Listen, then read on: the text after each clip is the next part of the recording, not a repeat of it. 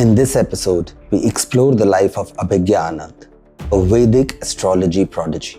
While most children were exploring toys and games, Abhigya, from a young age of 6, was drawn towards the Bhagavad Gita and the Vedic science of Jyotisha. From long hours immersed in timeless scriptures, his journey has been anything but ordinary. When he was just 13 years old, in August 2019, he spoke of a global disruption the world was not ready for, and that was the COVID-19 pandemic. खतरनाक corona virus जब फैलने लगा, इस पर काबू पाने के लिए लॉकडाउन लगाया गया, पर इन बंदिशों ने And he became one of the most talked about young minds of our times. And from there on, he went on to predict the Russia-Ukraine conflict. There is a possibility of a major problem for Ukraine, which will last till 2027 October. The Hamas attack on Israel, the devastating earthquake in Myanmar, and the recent conflict between India and Pakistan. Today, he decodes cosmic alignments to speak about cycles of challenges, moments of opportunities, and events that will shape the destiny of nations and humanity. In this episode of The Conscious Way, we journey with him from a curious child immersed in ancient wisdom to a voice reaching millions across the world.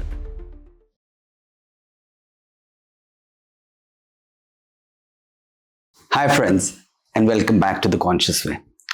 So today we have with us a Vedic astrology prodigy, and I'm sure most of you would know him, but for those who don't, that's Abhigya Anand. This will be a very, very interesting podcast. Firstly, the subject is very close to my heart, although I don't know much about astrology, and hence I'll be asking all those questions. But in the first part, we'll go beyond predictions. We'll go into the personal life of Abhigya. How and why he embraced Jyotisha as a science, and what really is his mission in this life. He talks about that Jyotisha as a science should lead the entire world and the humanity, and that will be the future. So we'll start with that, and then we go on to talk about predictions for this year, for next 3 to 5 years, and also, the new changes in the world with artificial intelligence, quantum computing, and machine learning, etc., how it will change the face of Earth or the face of humanity. So stay till the end and watch these various parts which we'll shoot today. So thank you so much for coming here, Abhigya. Dhanyawad, Jai Shri Krishna ji. I'm also very honored to be here today and to share my journey in Jyotisha and some ideas, some insights, whatever Bhagwan wills that we should discuss today. Absolutely. So thank you very much. Surely we'll try to be as clear a channel as God wants. Absolutely. So, my first, it's really something which I wanted to know.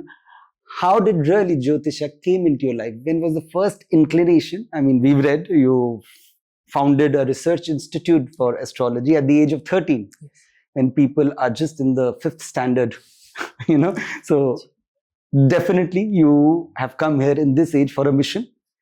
But still, when did you really realize that you had an inclination towards Jyotisha? Let's go with your earliest memory as a child. Absolutely. So it all started with the Bhagavad Gita, because Bhagavad Gita is the foundation of Jyotisha. If you study Jyotisha without Bhagavad Gita, of course it's possible. You can still study it, but you would lose so the entire foundation of Jyotisha and the philosophy behind it is deeply rooted in the Gita, the theory of karma, the law of karma, in fact. And there are people who study Jyotisha without touching the Bhagavad Gita, which is okay, but still the best way of doing it is to start with the Gita. I was fortunate enough at the age of 6 to be introduced to the Gita. And my mother is to be credited for that. She introduced me to the Bhagavad Gita, despite not having studied it herself. She just read it a few times, but she decided that that's the best path for her children. So me and my sister both started Bhagavad Gita very early. She started at the age of 3. And reading the Bhagavad Gita at the age of 3? Absolutely. So guided by my mom, a few words, and then she used to repeat it. And her memory was fantastic, so she picked it up really quick. And by Bhagwan's grace, I memorized the entire Gita by the age of 7. And at that time, even though I did not understand the Gita directly, memorizing it has really helped me, because in different moments in my life, I remember those verses, because those verses come back as flashbacks exactly when I need them, where I need them. And sometimes even in a prophetic sense, in the sense it just comes up during random moments, and then a day or two later, that verse is so significant in my life. And this has happened a few times. So it started with the Gita. And from there, it went to Sanskritam because that's the natural progression. So when you talk about memorizing the entire Gita, what language was it in at that point of time? It was fully Sanskrit, proper. So without Gita even knowing Sanskrit, you memorize Sanskrit? Just memorizing it, yeah. Because it's most of the Indian bhashas, the Bharatiya bhasha, the languages that we have are very close to Sanskrit. Almost all of them borrow about 80% of either their grammatical structure or their vocabulary from Sanskrit. So it was quite easy. My mother tongue is Sindhi, and my father is Tamil. So it was very easy to pick up Sanskrit that way. And then, of course, the words and the grammatical structure were also easy. They were very natural. So within a few months of starting to learn Sanskrit, I was already speaking the language a little bit. And by a year or two, it was easy to communicate with others. Although I didn't find many friends to speak in Sanskrit with. So currently my vocabulary is to an extent still developing. But the grammatical structure is so easy to pick up. I can guarantee anyone listening to us in the podcast today can pick the language up quite easily. And there are studies to show that learning Sanskritam really helps you develop other aspects of your critical thinking, as well as the way you approach languages, the way you approach the world. It has an influence on you. Every language has a subtle influence. Sanskritam has a spiritual influence also in your life, because the moment you start to learn Sanskritam, many doors open for you. One, you get to see the vast wealth of intellectual resources that Bharata had at its peak, civilizational peak. And you get to actually understand what the sages meant when they wrote some things. These days, of course, we read translated versions of different scriptures. When you read it in the original language, obviously, for example, if you wanted to understand, say, a movie, listening to it and listening to the speakers in their own original language is a completely different feeling. And that's exactly what you'll experience if you learn Sanskritam and then read the Gita once again. Not to say you shouldn't read the Gita before learning Sanskritam. There are some excellent translators who have done a great job. But learning it and studying it is amazing. So that I was fortunate enough to experience, and I studied Sanskritam. While studying Sanskritam, just near the place where I was learning Sanskritam, there was a class where they were teaching Jyotisha. It was called the Divya Jyoti College of Astrology. And it was in Kannada, the local language of Karnataka. I was just learning Kannada at that point. I wasn't able to speak it. God's grace, today I speak Kannada and I write and read as well. And that was actually because of Jyotisha. I learned Kannada just so that I was able to learn Jyotisha. So how did you draw yourself? I mean, how did Jyotisha came in your life? So it was just the next classroom. And one day, while just finishing my Sanskrit classes and walking out, I noticed some people speaking about astrology and astrological concepts. I just overheard them. And I asked my mother if I could also learn it. Before that, since the age of 3, I've been reading magazines, a lot of magazines, and I was very interested in cars and things like that. So I used to randomly keep reading things. At the age of 4 or 5, I had memorized a lot of facts about automobiles, random facts. And I used to read newspapers as well. So the moment the newspaper comes home, I used to start reading it when I was a kid. So at that point, I used to see those, those Sunday columns, right? You'll have those Rashi-based predictions. And I used to go, what is this? This is some sort of mumbo jumbo. And I used to talk to my family members about this, the signs and everything. And they used to all dismiss it. It's all nonsense. And that's exactly what I thought of astrology. Initially, so I was 10 years old when I had completed my 3rd year in Sanskrit studies. And I was just walking out the classroom and I noticed this Jyotisha class. And that's when I asked my parents if it's possible for me to study. My mom said, of course, why not? Let's go and ask them. The teachers inside thought my parents wanted to study. They never knew a kid of 10 would want to study Jyotisha. And they were like very apprehensive initially because it's a heavy subject. So what were the other kids like? How old were they in that class? They were all, I think the other students were all 40 plus. So there was no one who was my age.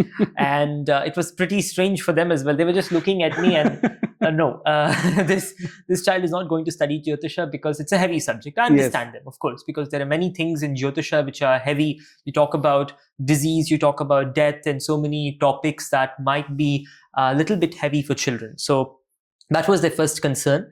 And they were kind enough to let me study though. And the first few classes, I was still grasping the language, so I was unable to understand it very well. And hence, my parents took me to a bookstore nearby. And they told me, pick whatever book you like from here about Jyotisha. So I was just walking through the aisle. I remember it was the Sapna book house in Mysore.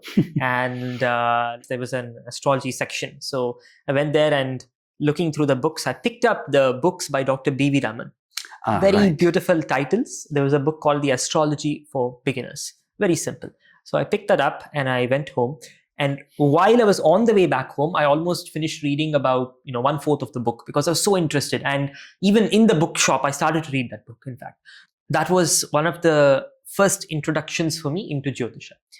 And could you understand the book at that point of time? Yes. And somehow, the interesting part here for me as well, which I'm still trying to understand how, is that the concepts of Jyotisha, when I began to study them, were so natural. They felt as though I already know them. The different concepts, be it the conjunctions, the yogas, the effects they produce, it felt so natural. It never felt like someone is making an abstract correlation between two unrelated concepts. Generally, when we approach Jyotisha, that's the first thought I have seen many people get. This is, how are you connecting two completely abstract concepts to one another? But when I started to study Jyotisha, the first thing I felt was that there is a connection. 100% there is a connection. And it felt like I'm just relearning that connection. And that was the first thing. Dr. B.V. Raman's books are amazing. He's my guru. If you look at it that way. My other gurus, of course, were, there was one very wonderful person. His name was Suryanarayana Bhatta Mahodaya, and he taught me the basic concepts of Jyotisha. But apart from him, I consider Dr. B.V. Raman to be my proper guru of Jyotisha. His books. Absolutely, his books. Long after he left the earth, his books have still left a very strong mark. A lot of students of Jyotisha are inspired by his works. Amazing works. So that was my first introduction. And from there, immediately, because I had a background in Sanskritam, I approached the Brihat Parashara Hora Shastra because it's been acclaimed by a lot of scholars, and the Brihat Jataka. So Dr. B.V. Raman's grandfather has written a voluminous text on the Brihat Jataka. The Brihat Jataka is by Varaha Mihira. Varaha Mihira Mahodaya was an excellent, absolutely prodigious researcher in Vedic Jyotisha and astronomy and mathematics and civic sciences in his time, around 500 AD. And he was such a prodigy. He was probably a ruler as well. And he had written so many texts on Jyotisha, so many. Brihat Samhita, Brihat Jataka, to name a few, then Yatra Jataka, and so many more. His texts are the most lucid texts you'll ever come across. Even if you're not interested in Jyotisha, just purely for the love of the language of Sanskritam, if you take a look at his books, they're amazing. So I picked up the Brihat Jataka as well. And the Brihat Jataka is something every student of Jyotisha should study. And from there, the Brihat Parashara Hora Shastra. It's a voluminous text again. And I studied both of the scriptures directly in Sanskrit, made notes on them, went through them in detail. And by that time, my parents also enrolled me in a different Jyotisha class in which they were teaching me in English. Unfortunately, the teachers there weren't very happy with me studying Jyotisha from day one. They were like, no, you're not supposed to study astrology. And reluctantly, even though they allowed me to study it, I was technically, I was not being allowed to study. There were people who were trying to bully me for studying astrology. So they used to say, don't study this Brihat Parashara Hora Shastra or whatever it is. Just focus on what we are teaching you in the class, right? So just like any other Indian school for children. So you just want to force feed information. Specifically in a certain manner, in a certain structure. So they had their own structure and they did not want me to study from the scripture itself. But since I never went through schooling for the most part. You really did not do formal schooling at all? Not for the most part. Just for, I remember having gone to be formally schooled in Germany for 1.5 years. And that was an interesting time. Indeed, it wasn't very much like Indian schooling. But when I came back to India, I went to an Indian school in Bangalore for a short term. Which year? I'm talking about Germany for 1.5 years. Germany when I was 6 years old. When you were 6 years old? My first standard as such, I did in Germany. And that was really good. Got an exposure to their So schooling. where do the system. concepts of the language English or concepts of maths and science, Yeah. where do they come into your life So from? my parents speak English. That's how quite you learnt fluently. English? That's how I learned English, and books, of course, because Just by reading, otherwise absolutely. No formal tutoring in English. It's just not even a completely class in books. English in your school?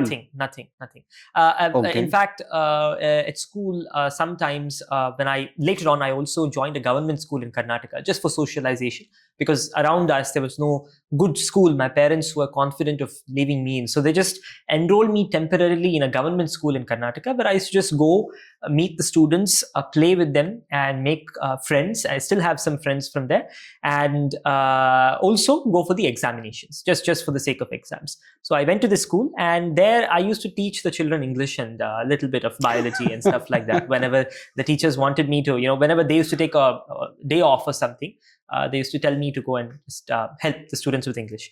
So at home, reading was the number one priority for us. Every week, I remember my parents used to take me to the bookstore and they used to let me pick up whatever I like from there, like completely. And I used to choose novels sometimes, spiritual books, the Ramayana, the Mahabharata, and there was one specific version of the Ramayana which I really loved by Rajagopalachari, the former, I think, Home Minister of Bharata, the first Home Minister of Bharata, Okay. I believe. And he was an excellent writer. So his Ramayana was beautiful, and so many more books. So every day I used to read for at least 3 hours minimum. Oh. And that was since I was 7 years old. But when I grew up, that became more rapid. Okay. Yeah. And mainly history. Main subject that I was super interested in since a child was history. I used to be caught red-handed with history books every single time. My parents were worried, like, why is he reading about the World War and World War I and World War II, and why is he discussing these concepts at lunch and dinner? So for some time, I recall they banned me from some of these books because they thought I was just getting too obsessed with history. But looking back, I think history is very helpful, because it intersects with Jyotisha in such a beautiful way. Yes, it helps you correlate with your studies. And if you understand the past, at least to a certain degree, you can understand the future better. And that's exactly where history comes in as well. So that was my journey in Jyotisha. It is a mixture of Sanskritam and then Bhagavad Gita, which gave the spiritual foundation, Sanskritam, which gave the authenticity of the knowledge directly, and a background in English and history really helps you navigate everything here and there. So that's how I was able to approach it. So, obviously you understand this is like not normal kids, right? You understand this. So was it easy to be friends with other youngsters, or their way of thinking and about life was very different at that point of time, and you were into such heavy literature and scriptures? I think yes, but I think I'm not so special in any manner. That's at least how I think of myself. No, for other children, you would be very, very different. Very different for sure. Very different for sure.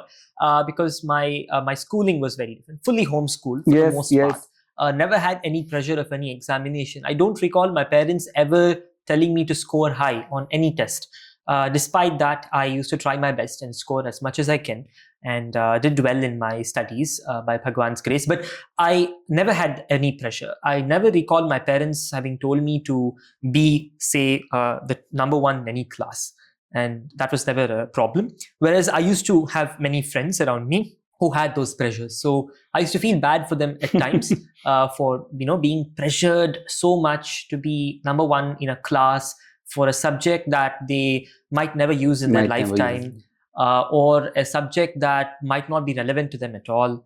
But at the same time, I absolutely admire people who study mathematics and physics, because those are two subjects which I did not get a good background in during my schooling, because I went into a completely different area of studies. Obviously, maths did play a role, but I never got to delve as deep as I would like to into these subjects of mathematics and physics. So now I'm going into that. But at the same time, I totally admire people who go through regular schooling, study mathematics, physics, and science, and come out shining in these subjects. They are like my idols for me. So every time I hear about such stories of people who have studied physics really well, I admire that. Yeah. So you would say a foundation in maths, physics and science, Yes. and then studying Sanskrit. Yes. And then approaching Jyotisha Yes. as the holistic way of. Absolutely. That would be amazing. That would be the is best combination. That's the best. So now when I teach Jyotisha to students, I specifically encourage people with a mathematical and say physics background to enter Jyotisha. And they are some of the best students. Yes, because the way they understand astrology is much better than say someone who studied economics and then enters Jyotisha, right? So that's also good. They would approach Jyotisha in a different manner. But people who study physics and math, they approach Jyotisha with purity. And it's easier for them to even approach the spiritual concepts, contradictory to what we might think. We might sometimes think that people who study maths and physics kind of might become more rigid. But I have seen them to be extremely creative and understanding. And acceptable. Yes. Absolutely. Because they all absolutely want proofs whenever they do something. And that's how you should do it. That's how you should. That's yes, the best yes. way of approaching Jyotisha. So let's say when did you first predict after you studied your astrology? You started at the age of 10, right? Yes. Yes. And COVID was predicted at the age of 13. 14. Right? Yeah. I think 13 or 14. I did see that video. A young boy was Mm-hmm. working on this huge board and telling everyone that COVID was about to come. But what was the phase like from 10 to say your first prediction? Such a global, at a global level. Since the age of 10, I'd always interested in being a teacher. So if someone asked me at that time, what do you want to be? I would say I want to be a teacher. You are a teacher. Specifically, I wanted to be a government school teacher for the students in a government school. So whenever I used to go to the school there, I used to see that the students were not receiving quality education. The teachers were trying their best, but what could you expect from teachers paying them such small salaries and expecting them to teach students the whole day? Not possible, not sustainable. So every time I thought I want to be a government school teacher and help these students gain access to knowledge. So at that time, I was always obsessed with teaching and creating systems to teach people the best way possible, even though I never been to school myself. An absurd thought. But anyways, that's how I started off. And at the age of 10, when I started studying Jyotisha, it was quite fast. At the age of 11, I picked up most of the concepts. At the age of 12, I completed 2 or 3 examinations in the Kannada language as well as the English language, completed maybe 5 or 6 different courses. And by the age of 13, I had finished the last examination that's required for Jyotisha. And by Bhagwad's grace, I graduated with honors and everything. And at the age of 14, once I'd finished all of my basic examinations, I also completed a literature degree in Sanskrit by then, which is called Sahitya, the government of Karnataka. And the only one left is Vidvat, which is the scholarly level of Sanskrit. And so I finished my Sahitya, and I immediately, with pen and paper in my house, just founded symbolically something called Prajna Jyotisha. The reason why I chose the name was Prajna is basically consciousness, it's wisdom. And Prajna is the one who is the receptacle of wisdom. So I just chose Prajna as the first word. And Jyotisha, obviously, astrology and the Vedic astrology, science of light. So I put together these two and I said, I'm going to start Prajna Jyotisha. That was more of a personal research thing, which I had set up. And I also started to teach my sister astrology. So she was like my first student. I would say it was more like I had forced her to study astrology. So I initially made her very interested about the subject, and she was interested. So I used to tell her, okay, we will play some board game today. But before we play a board game, I want you to sit and just listen to me for half an hour for astrology. So just, I just wanted a student. So I just, so she used to sit and patiently listen to these abstract things, which I used to keep talking about. And that's how I started it. And then immediately, as I mentioned earlier, I was super interested in history. So the first thing was people were talking about these concepts of Jyotisha having an impact in an individual's life. But I had always been interested in why collective events happen. Why do people suddenly descend into absolute madness, killing one another in a slugfest? So that was one of my first, thoughts. why does such a thing happen? And it's not always. People say wars happen always. No, that's not exactly how history works. There are certain periods wherein it accelerates so fast, yes. and then there is peace, it decelerates, human activity becomes somewhat more positive, and then suddenly it just absolutely explodes. Economists have tried to explain this with economic cycles. They're able to explain half the puzzle, but the other half of the puzzle on why it happens is completely abstract. For example, if you take 1914 and add 60 years to it, 1964. That stretch of 60 years, one samvatsara cycle, has been one of the most devastating cycles in human history. From 1914 to 1974. To 1974. 74. So that 60-year period encapsulated some of the worst wars we've ever seen. So starting with the World War, World War I, 1914 to 18, and then World War II, just in between the Great Depression, then World War II in 1939 to 43, and after that we had the Vietnam War, the Korean War. All of these were having higher than normal casualties. Some of the worst weapons humans have ever created were tested. Yes. And ever since then, not a single nuclear explosion has taken place. That was the last one in World War II. And in the sense, killing those many humans. And after that, we had a couple more wars in the Indian subcontinent. We had some of the most rabid crimes against humanity that took place in that time. And finally, 1974, it all kind of reduced. After that, there haven't been those many terrible conflicts that involve multi-party countries and so many deaths. It's been slightly reduced. So I was always wondering why. So I took history and combined it with these concepts of Jyotisha since the age of 13. And at age 14, when I was just randomly going through the Panchanga, since when I was a child, I've never been given a smartphone, and I thank my parents for that. I never had a smartphone until I was 18 in fact. So that's when I got my first phone myself. But my parents never allowed me to use the phone, and even on the internet, say the laptop, it was very measured. My parents used to always be around me. So I had to do my research on paper with a physical almanac like the Panchanga and approximate the planetary positions myself for any given time. I didn't always have access to the software. So my teachers taught me a method. So in the Panchanga, you would have planetary positions for about 5:30 a.m. in the morning. And then you have to triangulate what the position would be for the rest of the day by the rule of 3. You can identify where the graha will be approximately. So I used to just flip through the pages of Panchanga in the morning just to see where the grahas are. That's customary for a Jyotishi. You're supposed to just see where the grahas are every day in the morning. And I used to do that at that time. So I suddenly noticed this very specific combination. I was sitting in the terrace. I was in Tiruvannamalai at that time, Arunachala, a center of spirituality for Lord Shiva, a place where Ramana Maharshi meditated, extremely powerful. As a family, we have not many roots in Tiruvannamalai, yet we were pulled to that place by the divine for some reason. And I was just sitting there, the hill is in front of me, and flipping the pages of the Panchanga. And suddenly I noticed this unique combination. All the grahas are collecting near one part of the zodiac. It's near Dhanus Rashi, one section. And Dhanur Rashi is where, at the start of it, 0 degrees, the center of the galaxy is located. So it's a very significant Rashi. So all the grahas were just piling up in that one corner around the north node and south node of the moon. That's Rahu and Ketu. Mathematically, I was sure this was very rare. Something like this had not happened in probably 800 years or even more than that. It was a unique signature. So I was shocked. It has to have a strong influence on humanity. So I checked when this happened last. So the next time I got the internet, I was able to use it. The first thing I checked was, when did such a thing happen in the past? Applying the common concepts of data science. You just want to know when such a combination happened for n number of times previously. It was very rare. 1206 was the first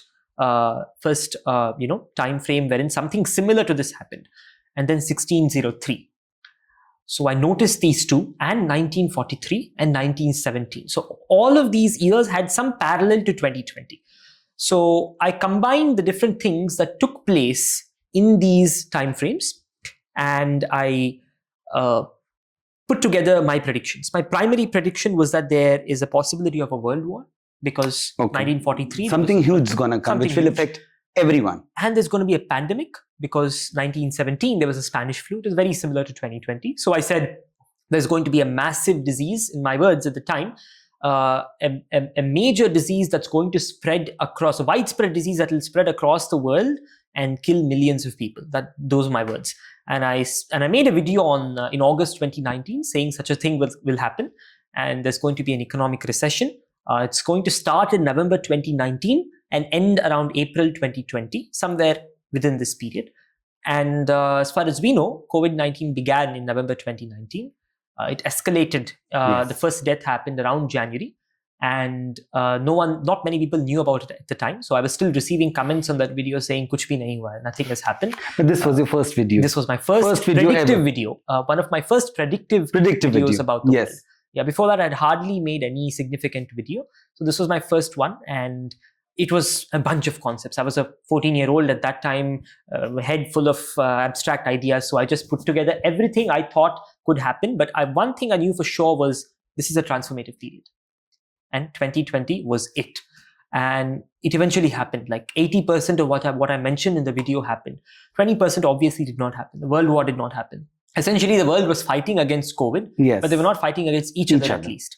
So I was wrong on that front. But everything else, be it the recession, the collapse of the transport industry, the rise in deaths across the world, and everything else panned out in such a way that it surprised me myself.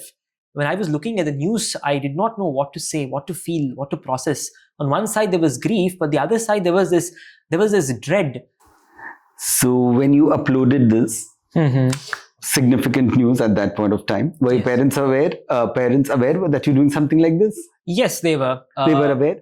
My mother was a bit worried. My parents had never been interested in me being an astrologer as such. They never actually had any expectations of me to be anything specifically except then what I recall, a good human being. That's all they wanted me to be. I never recall them having said, we want you to be a doctor, an engineer, a teacher, anything. So first of all, when I said I want to get into astrological research, they were like, okay, yeah, do whatever you like. And my mom uploaded this video for me. Oh, she uploaded this video? Because I was not managing my channel at the time. I just used to make my video and give it to my mother, give her the title, what I want to put. So at that time, my choice of the title was Severe Danger to the World from November 2019 to April 2020. And I never changed the title ever since. All caps lock. I don't know why I was thinking in that kind of weird manner at the time, but that was my idea of the title. And we uploaded it. At that time, I had about 15,000 or so subscribers on YouTube. So they caught on to that video. And initially, I received a flurry of comments saying, see, kid, don't destroy your life doing all of this. These predictions are not going to come true. The World Bank had just issued a prediction, an analysis for 2020 saying it's going to be a good year. It's going to be, they expected a 5% growth for most of the economies in the world. And even the IMF was very optimistic about 2020. So many of the people, friends, family were worried, like, why are you doing all of this? Risking your at that time, there was not much of a reputation anyways, but then why are you doing this? That was the question. But before this, what were your videos like? You were only teaching? Just Bhagavad Gita. Okay, yes. So you have 15,000 subscribers only following what you were...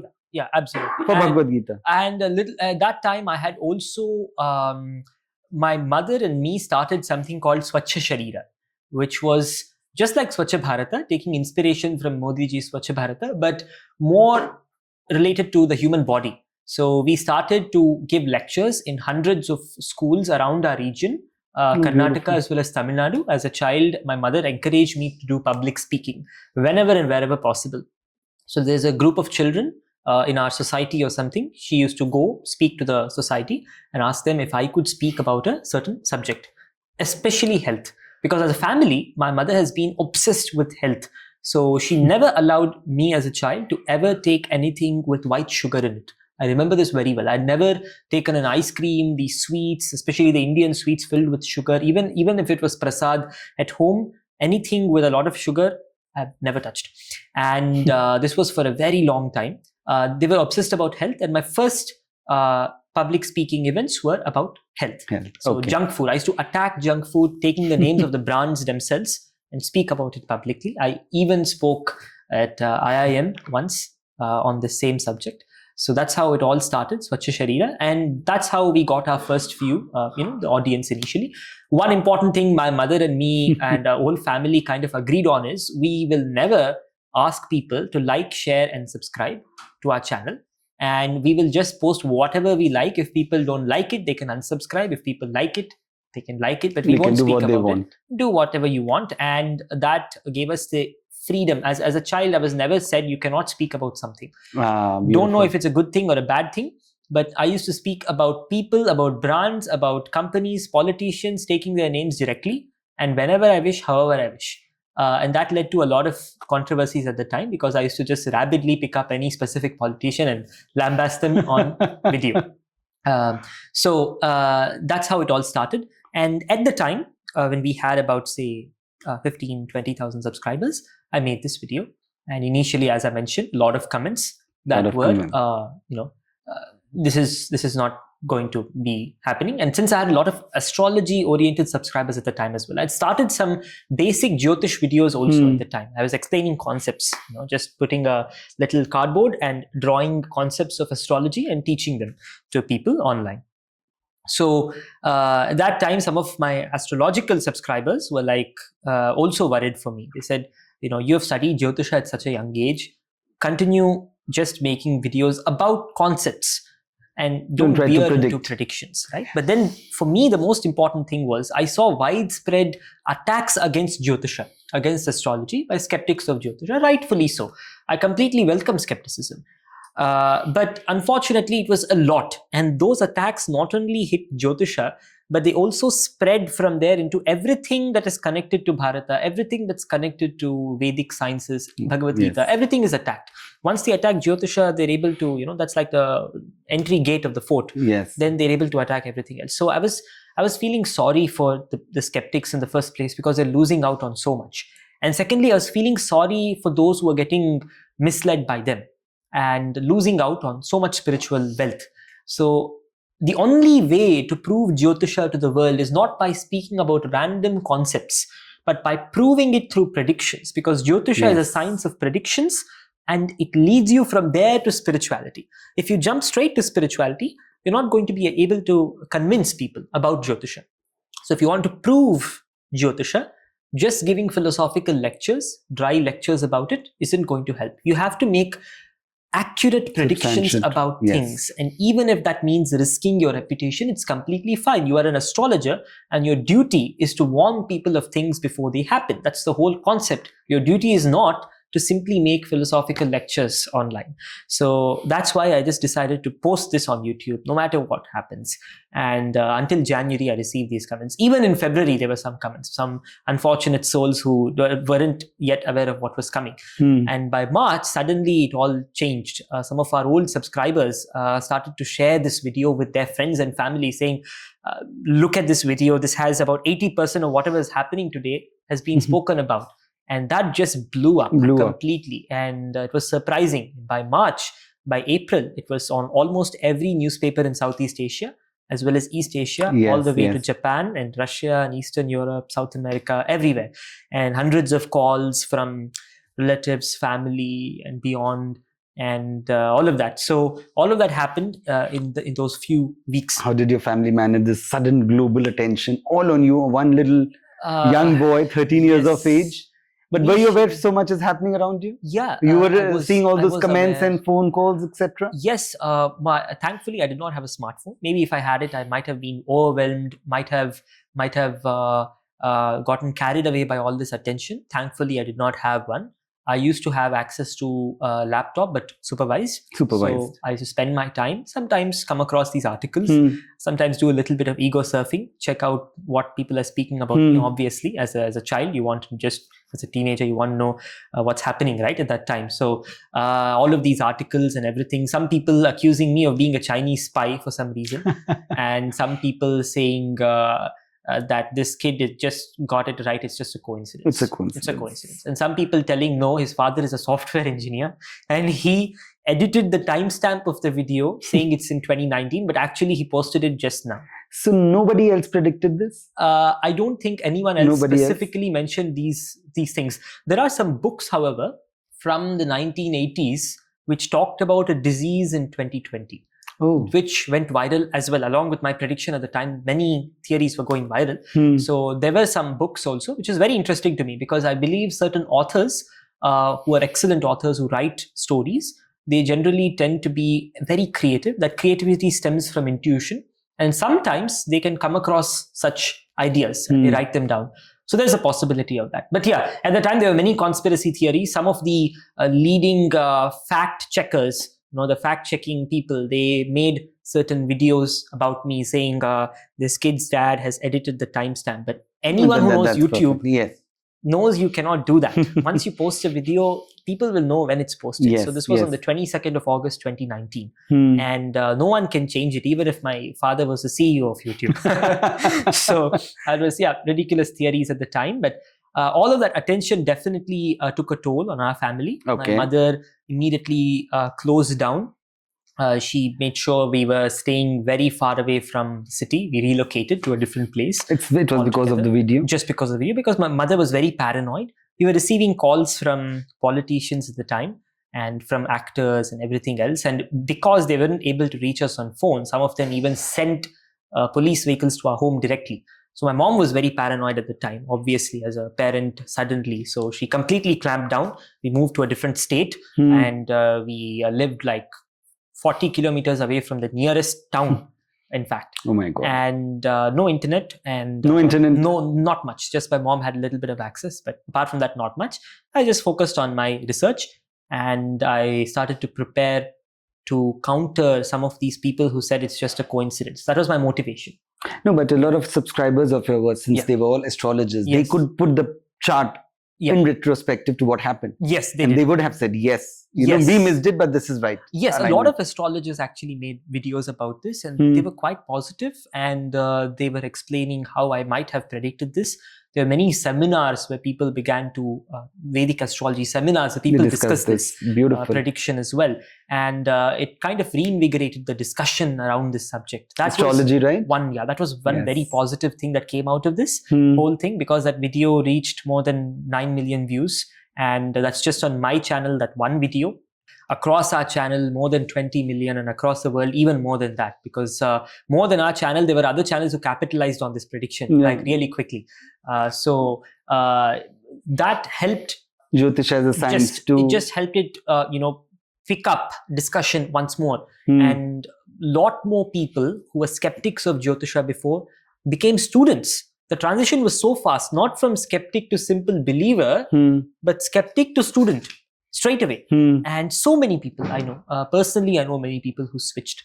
And I myself, from a passive student of astrology, I became a more active student of astrology. And to this day, I'm still a student, but more active. I'm just not dismissing some of these things. Earlier, even I used to dismiss some of these combinations and just say this could just be a spurious correlation.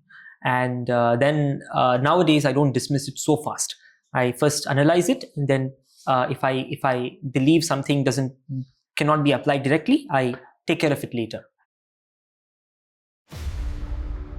This is probably not the conflict that was supposed to happen. In 2026, we're supposed to see something bigger. This is not the only one. The US dollar itself is going to be affected around 2033. That's my analysis.